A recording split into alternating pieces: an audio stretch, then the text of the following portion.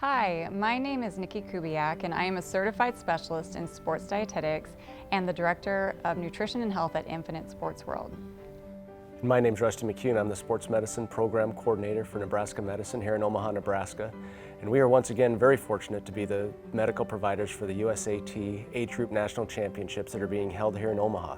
We're excited to be here today. We're going to talk a little bit about some of the services that are going to be available on the course and at the venue, and Niki's also going to spend some time talking about some of the nutritional needs that may be beneficial as you work through your training and work through the races. From a training perspective, nobody knows your bodies like you do. You know what works, you know what doesn't work, especially at this stage in the season. But as you come into Omaha, please make sure that you remember that it could be very hot, it could be humid, and so make sure that Niki's going to talk more about the nutritional components, but please make sure that you stay hydrated, make sure that you get plenty of sleep, make sure that you're taking care of some of those small little nagging injuries so that they don't turn into something big that's going to keep you from performing at your top level when you're here in Omaha. Race day is hectic, so keep your sports nutrition plan simple. Today I'll talk about the 3 nutrients that matter the most, so let's begin. The 3 nutrients that are the most important on race day are fluids, sodium, and carbohydrate. Fluid is the most important because even mild dehydration will affect your race day performance. The best fluids to use during a race are water or sports drink, and make sure to aim for about 24 to 28 ounces of fluid per hour. And keep in mind, like Rusty talked about, if the conditions are extra hot and humid, you'll probably need to add in a little more fluid. The second nutrient that is the most important is sodium. Sodium will help you utilize the fluid that you're taking in more efficiently, and it also helps prevent muscle cramping.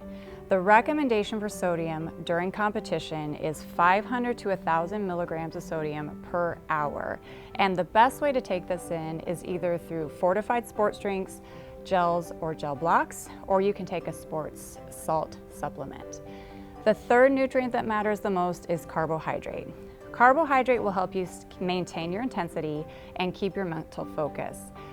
The thing with carbohydrate is it's best to start after 60 minutes into your race and take it in slowly.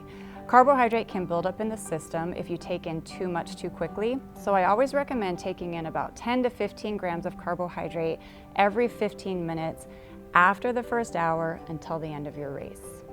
And the best forms of carbohydrate, again, will be your sports drinks, your gels, and your sport blocks. The last point I wanted to make today is sometimes things can happen, like Rusty was talking about, nagging injuries. So definitely make sure you take the time to recover properly. Race day is hectic, and when you get to that finish area, it can take some time to get to the food tables to get what you need.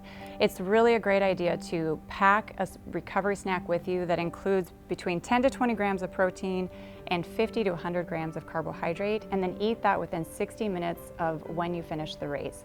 An example that I like to pack with me is a bagel with 2 tablespoons of peanut butter and some sports drink. That way I make sure I hit those recommended ranges of carbs and protein, and I get the hydration that I need to start recovering. Niki, that was outstanding. I hope this has been helpful for everyone.